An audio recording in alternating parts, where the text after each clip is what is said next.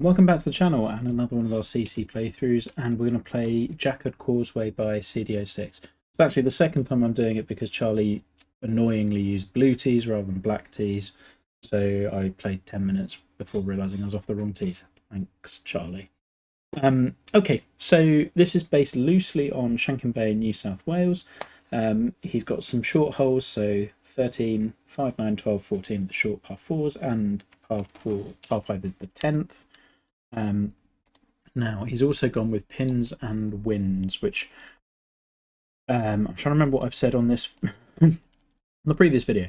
Not personally a massive fan of it. I think like it should play well in all winds, and your casual golfer is just going to load up and hit go. But he does also say that it should play well on all winds. Now, what we did first time was we flew around the plots and had a little look at it. So the one overriding thing I felt with this was looking around the plot is just environment wise, it's a little lacking to others in the contest. The planting is competent, it is all there, but it's not really doing a lot more than that. We've got this kind of wash thing, which is interesting, but I think that only really appears on this one hole. The bunkers again are competent, but shapes are kind of just there. They are what they are, and I think we can probably do visually, I think it needs a bit more heavy lifting somewhere. Planting, whether being different colours or bringing some other things in, just some stuff. The holes present really, really nicely. We've got cliffside, and my other comment is I think you probably need a bit more, I guess, practice with cliff sculpting. It's not quite there. And it is hard to do. It takes time to work it out, and either you do really big moves early on and just do a few of them, so like those sharp moves with like bigger brushes, the mountain kind of one, for lack of a better word, and the coast one, those can work really well rather than chipping away at it, or you chip away at it and you take loads of time and you make it that kind of jagged look more naturally. But this all just looks a little bit it's kind of the same gradient the whole way around. It's quite sheer, and it's just not quite presenting as realistically as we might like. So I think a bit more practice with that. I think, if memory serves, it looks a little better around here. Yeah, but it's going to take some practice. And there's a clubhouse, so kudos to you for managing to do a clubhouse. Anyway, I'm going to leap onto the first tee and replay those first 5 holes.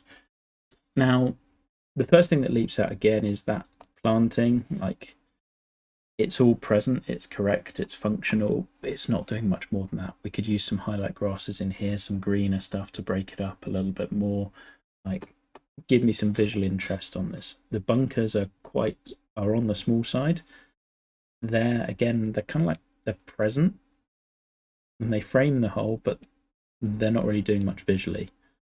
I don't think we need to do much with the tee shot other than I don't feel the need to take on either of those hazards, so I'm happy to really hit up here. There are angles if you look for them, so probably would have been marginally better going down the left, but I don't think it really matters for this pin.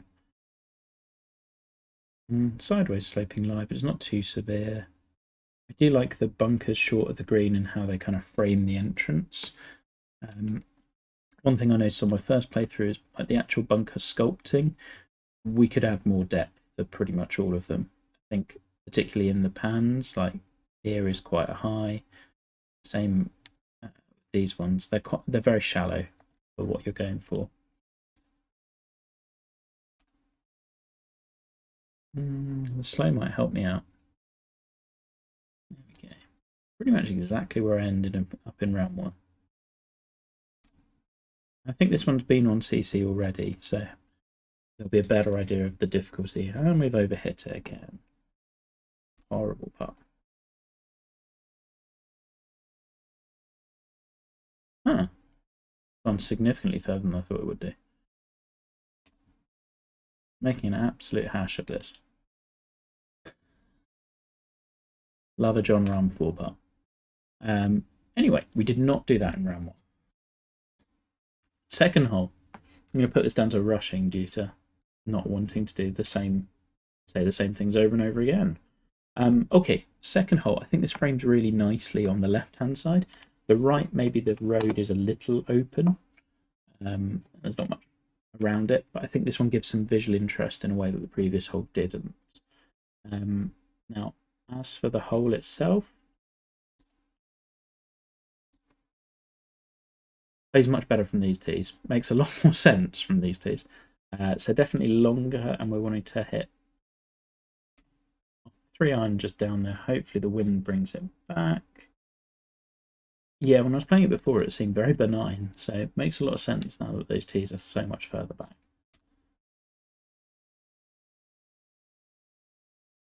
Oh, we might be going for a bogey again.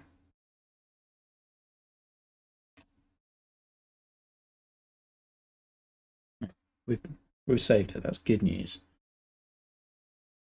Otherwise, we might be restarting again and pretending this just never happened. That one played pretty well. Again, the green's very soft. Okay. Third hole, 476. Yeah, there's an angle if you look for it, or you can bounce it on down. So you probably want to be challenging that bunker a little bit more. I think Campbell will bring us round.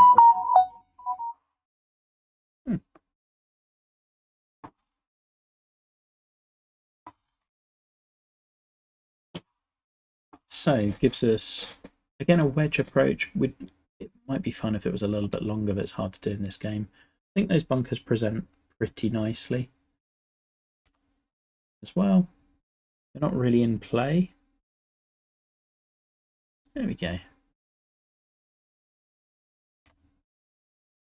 And having done a couple of videos for Charlie's courses before, I think the same sort of thing is coming through where in real life this would be a blast to play because of the length and how it works. In the game, I think you need to exaggerate maybe a little bit more.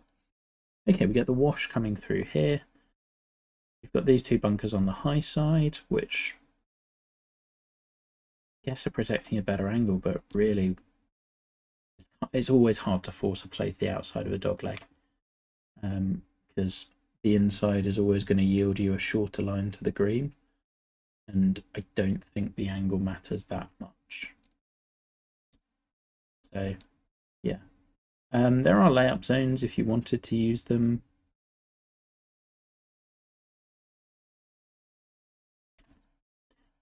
Now my overwhelming take, and this was this, like the tee set has changed this ever so slightly because it is playing longer and therefore a little bit has a bit more teeth.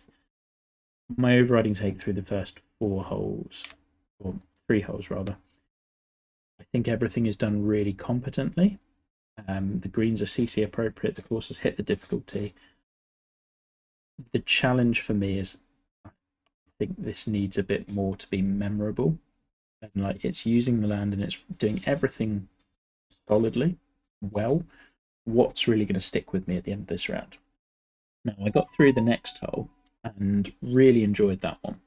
So this one on the front tees was an absolute blast, and I kind of wish this was still forward on the blues. It played so well from there. You had this option of driving just short of the green and leaving just a little chip shot, potentially driving the green or laying back. From here it's a little less good in that you're probably still hitting driver rather than 3-wood to the brow of the hill, and you're leaving a pitch shot to a green that runs away, which, don't get me wrong, I like as a strategy. I just really preferred it off the shorter tee. I'm glad I played it off that one. Oh, a very fast pitch. Yay. This one's got a little bit of a hint of my personal all-time favourite hole, the 3rd at Royal Melbourne West. It's got a hint of that with the green and concept of the hole. And I liked the blind approach shot, blind tee shot, hitting over, semi-blind rather, hitting over to that undulating downhill fairway. That's a hole that is memorable in a way that the previous ones kind of haven't been. Okay, and this is where I noticed that I was off the wrong tees. So yeah, and the reason why was because I was just aiming miles past these bunkers, and I thought it didn't make as much sense. Okay, tee shot's definitely a good amount of challenging. I think I'd probably want a bit more. Oh, we'll come to that in a second.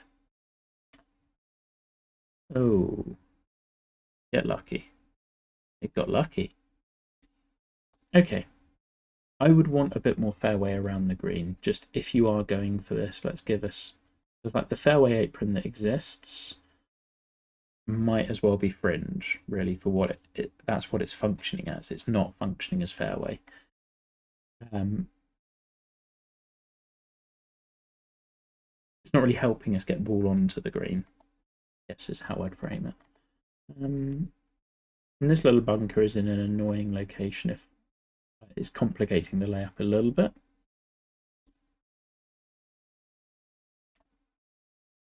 We're still just going to try and hit just over it and succeed.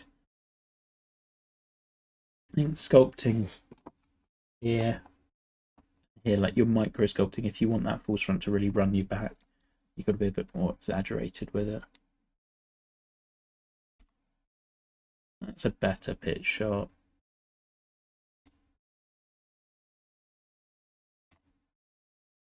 And we're under par. Happy days. I think playing characteristics, that last tee shot is probably the best one we've had so far.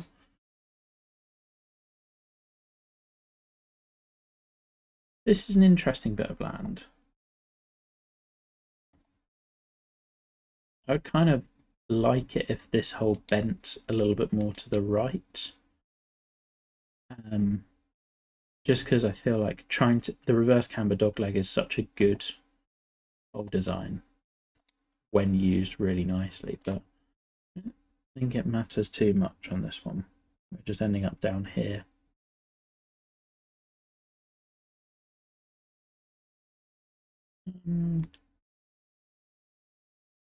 How much is the wind going to hold this? Probably not that. Just don't know.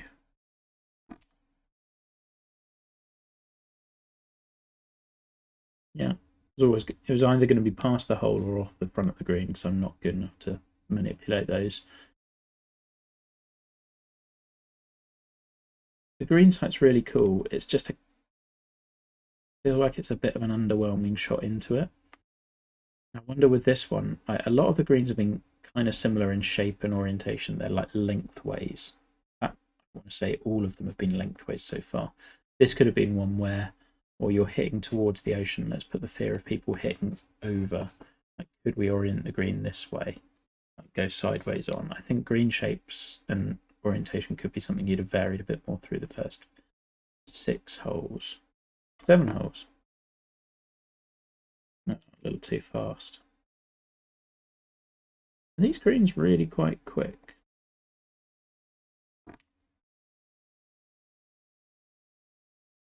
Yeah, they are. 166 is faster than I thought they were. Okay, so we lose a shot. It's a lovely green site. It's an 8-iron. I'd have probably lost this slope. Like, you've got the bunker that's protecting it. You don't necessarily need the slope as well to. Like, you want people who are playing close to the bunker to have a chance of getting near the pin if they can. But this one presents visually really well. I still feel the coastline is just a little empty or missing something. Yeah, I keep coming back to the environment just needs a little bit more help with this one.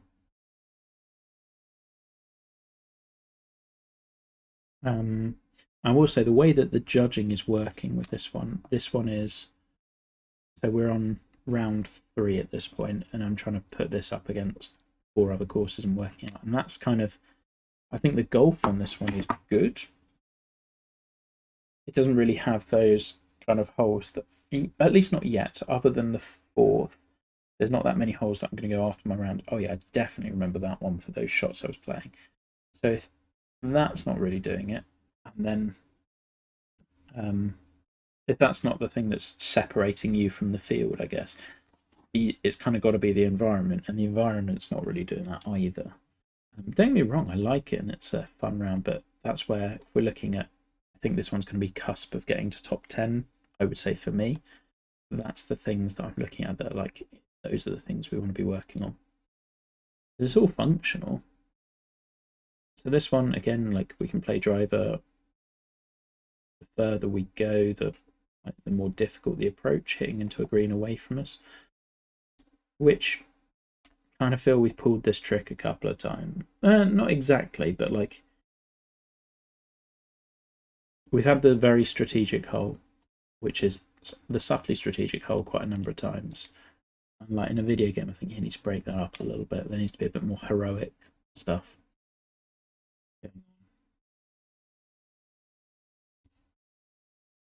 Okay. I'm going to be very cautious of these greens now. I've worked out that they're much faster than I thought they were. I do think the bunker scaling is just a little off. Like these three seem tiny. And you cited your influences as New South Wales and Shankin Bay, admittedly loosely. I won't really say I'm seeing the Shankin Bay stuff because that's really big and bold and has these awesome kind of intricate bunker shapes that are very in tune with surroundings, and the environment there for me is kind of everything. Really undulating fairways as well. I don't really see that here, although admittedly it might just be a starting point. New South Wales, I want to say, is pot bunkers. I feel like the bunkering style here is leaving a little bit to be desired. They're fine, but again, it's just not something that's really lifting the course. Okay, par 5, short par 5 with kind of an Alps-ish approach. This should be fun. I'm going to play close-ish to this bunker, and through to the far side of the fairway. That's cool.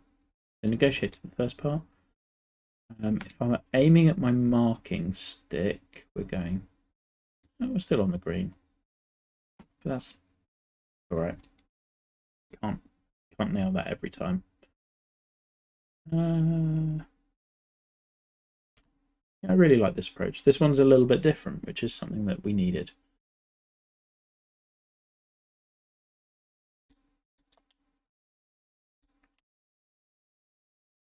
I think where I'm really coming down to with this is this all feels very safe. And it just needs to take some more chances. Like both on hole designs, like everything is functional, it's present and correct, and it works. But it's not really trying to do anything ambitious. Another green that is kind of lengthways and has a gentle tilt. Reverse camber feels maybe a touch overused at this point. Because I think I want to, let's go back. Hole 1 didn't use reverse camber, 2 was par 3, 3 did, so I want to say. No, 3 used positive camber, yeah.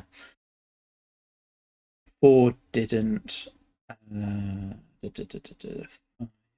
5 did, the par 5 up the hill, 7 did. Yeah, so it's like the fourth instance of it, which through 11 holes is, it can be overused, and it definitely is being overused by a lot of us, myself included. There have been some courses where I've used it way too much because it's the best way of getting around a hilly plot often. But you just want to be mindful of it, and in a contest I wouldn't do it as much as this. There's a shot. I think those greenside bunkers again present really nicely. Bunkers round the green have tended to be kind of, for lack of the better word, in the Torrey Pines spots of just their front and their left and right. Again, I think greenside bunkering we could do a little bit differently. Just kind of like note what your tendencies are as you're going through it, and that'd be where I'm redrafting things and going, oh yeah, I've done that before, So reverse camber and the greenside bunkering.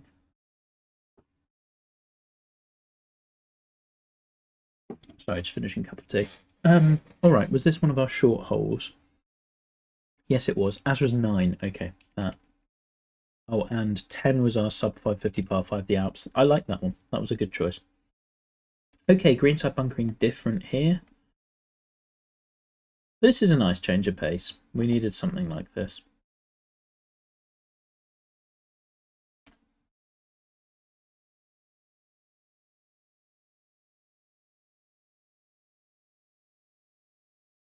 Kind of similar in playing characteristics to 4, without the blindness and the tumbling approach, but it's doing the same sort of thing. really. It's just like how far do you want to lay back?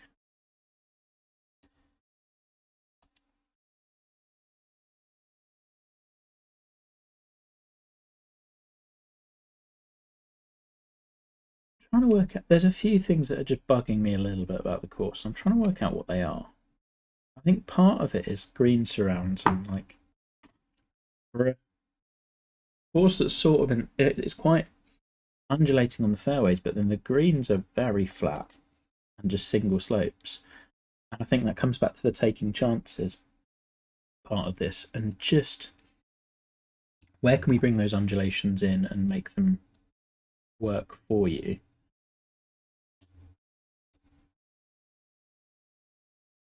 This is a nice look. It's a short par 3. Again, it's kind of it exists. The bunkers are there. It's doing everything absolutely solidly, but in a contest we're going to need more than that. It's basically where we're coming down to with all of this, I think. Oh, that's a really poor putt. Pushed it as well. Yeah, I just think with some of the green surrounds and like everything, I kind of feel there's parts of myself I've seen with this where you get into a bit of a rut with the whole designs. You go, oh, the preferred line for the fairway is that here, therefore. Apologies, interruption from a small child. Can't remember where my train of thought was. All right, coastal hole. I think. Okay, so hopefully encouraging us to play out this way. Oh yeah, that's where we were. So like you get so caught in the, oh well, this is the ideal line, therefore green should go this way and hazard should be on this side, and therefore this is what I need to do. I think breaking out of that a little bit, start with your green complex, see what land you've got movement around that. That's where you're going to create the interesting holes that we haven't seen before. So with this one, yes, we've got a ton of fairway. I mean, so we're going another reverse camber hole, by the way. It is potentially drivable. Was this one of your short ones? Yes, it was.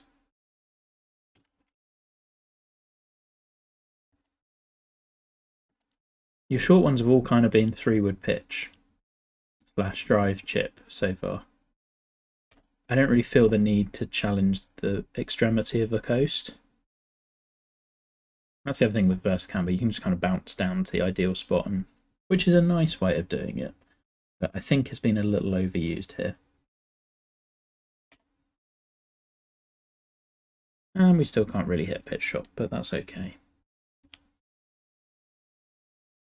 The Greek contouring has been really good and nice and subtle, and I mean the pace of the greens has been challenging.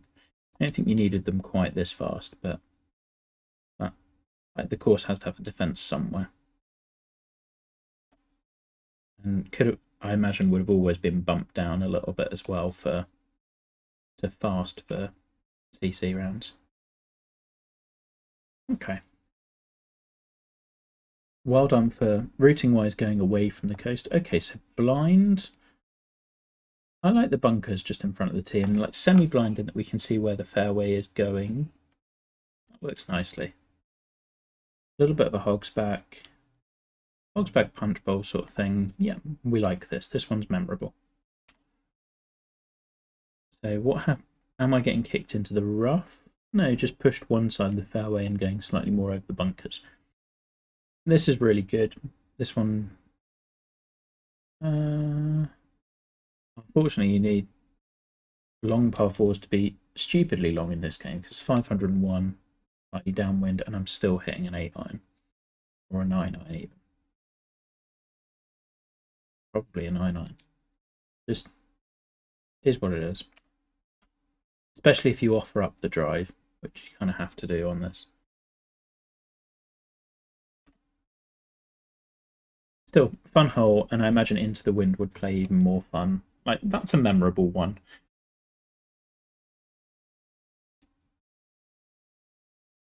Okay, and 7. We're starting to play with the environment a little more, and part of this kind of makes it, part of what's hurt the course, I'd say as well, is that the holes have been quite straight and the environment hasn't really added to them. So even little things like just bringing the planting in closer to the bunkers and doglegging around it, that makes this hole feel a little different. It was the same with the second, with those little clumps of trees. Like, they don't need much.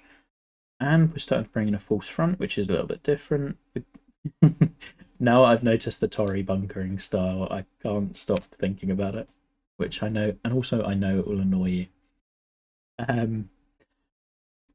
But I like the little false front, that works really well. That's something a bit different to what we've done before. It works nicely protecting this one. Again, this one's memorable, and it doesn't take much. Just the skyline green looks great. The lighting's helping it. The environment being a bit closer to the playing surfaces really helps it. Those are the sorts of things you're looking for, and like when you're going back through your editing processes, like rather than just a golf course that kind of could be anywhere, how are you tying it in a bit better? 17, love a 17th hole par 3. Given the pin that you gave me on, I want to say 8, I'd have moved this pin, either that one or this one, because we've had 2 of them that are now tucked behind a left-hand bunker and on your coastal par 3s. This one's all about managing our elevation change. Surfaces just feel a little off on this one.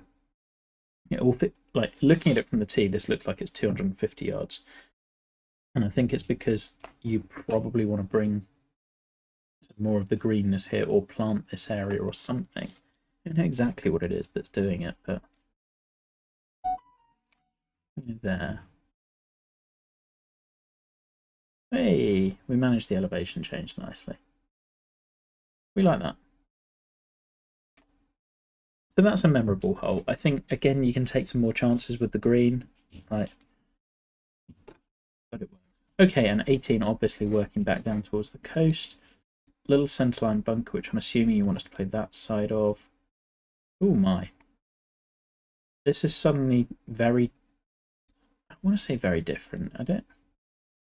It feels a little bit of a departure, but not necessarily one I mind. So hopefully hops to the left-hand side of this. Is it reachable? It is reachable. This has a severity of angle that you just haven't done anywhere else. And like, I'm all for the core Crenshaw style of like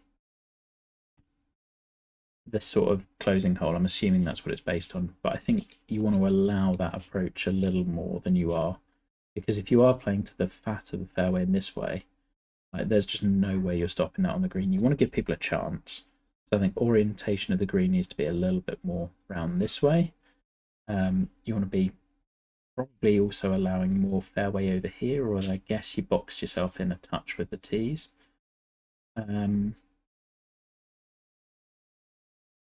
Yeah, even from the angle I've got just to the left of the bunker, I'm not sure I feel this is doable. I'm going to give it a go because I want to see to what extent it is. Short into the bunker. But this is taking a chance, and it is memorable. And yeah, it might not totally pan out, but better than not, I would argue. I do, yeah, not sure that's how you'd have wanted that to play. The fast green speeds also make this really difficult to hold, and that back right tier is definitely a do not go for. I just think the angle on this one's a touch off. Contrary to what I would have you believe, the core Crenshaw is not an easy one to pull off. But there we are. I do like the bunkering in front of the green and the little ravine. Like, that makes it infinitely more dramatic. The clubhouse look that we've come back to is great. You've given us loads of layup area out to the left, so you can get around it. The length of hole is good. It's just that green orientation that's not quite there. So there we go. That's Jacquard Causeway by cd06. I mean, it's a shorter playthrough, and that kind of speaks to the course itself. Also, I played the first 4 holes quicker than I might normally do, having already gone through it once. Now, what I would say is, when I say the course being the playthrough being shorter, speaking to the course, the reason for that is it's all functional. There's not much for me to critique in the sense of everything. I mean, there's not many holes that I can nitpick like 18 because they do make sense. However, what I think you're lacking at this stage, as I mentioned, the main thing is just take more chances. And it was the same with your Heathland course. It's all there and it works. It's the same thing with the Good to Great video. Just keep pushing and doing quirky things or different things. Not necessarily wild, but like what's making each hole memorable. And remember, I will always do the playing the game of like, what holes can I remember from one round through? Now, in this one, I can remember the first 4 because I played them multiple times. However, what ones do I really remember? Well, I really remember hole 5. That one sticks out for me. I do remember 6. Oh yeah, that was the par 5 with diagonal bunkers. That one was solid enough. 7's that reverse camber down to the ocean. Like, I'm kind of remembering them for setting, and also because I played a number of them twice. 8 I remember as being a par 3 on the ocean. That's about it. 9 I remember being a par 4 on the ocean. It's kind of caping around, and that short. Like, do you lay up? Do you go for it and leave a pitch shot? Which I think is another strategy you overused. 10 was cool. Really remember 10. Don't remember 11. Don't remember 12. Maybe 12 was the one that was disconnected at the green. 15 I think was the punch bowl. What was 13? 13 was the short par 3, I think. Remember that one. 18 I remember. 17 is the long downhill par 3. Obviously par 3s, holes where you got birdies are easier to remember. Par 5s and par 3s are easier to remember. Par 4s are more challenging. And I think you probably need to take more chances on the par 4s. The other thing I would do is just like have your greens and your holes live with the environment more. And that's what's going to give you that uniqueness, of course. Like, how is it tying in and blending in with the environment? 16, for example, is one I remember because the planting came in a little bit more and that tied it in more with the environment than it was otherwise. And so the more you can do that, the better it will get. All of your fundamentals are absolutely there. You've got all of that. Okay, bunker sculpting maybe a little bit more. Maybe you probably want to work on the planting and just like enjoying that a bit more, because there is a lot of fun to be found in it, in creating that environment. It might not be the thing that you are the most passionate about, but you can develop that. But I think that's the main thing. It's just like constantly refining whole ideas. What are the things that are going to make that course really stand out? I think with working with the land, like what's the land giving that's interesting, that's forcing you to go, oh, okay, it's doing this, and it prompts your brain to go in a different direction to how you might look at a plot on kind of a macro level and go, oh, this hole's doglegging right, therefore we'll do this. Or this hole's straight, so we'll do this. Or this hole's going downhill. Like, go with the subtleties and in, like the little bits that you find. But yeah, like it's nailed CC level. I would say for me, this is probably borderline top 10, possibly just missing. But it's really solid. There's loads to be building on. You are getting better and better and better. Just take your time and enjoy those things, like the planting and environment creation. I think the more joy you can derive from that, the better your courses will get. Hope that helps as ever, and see you again soon.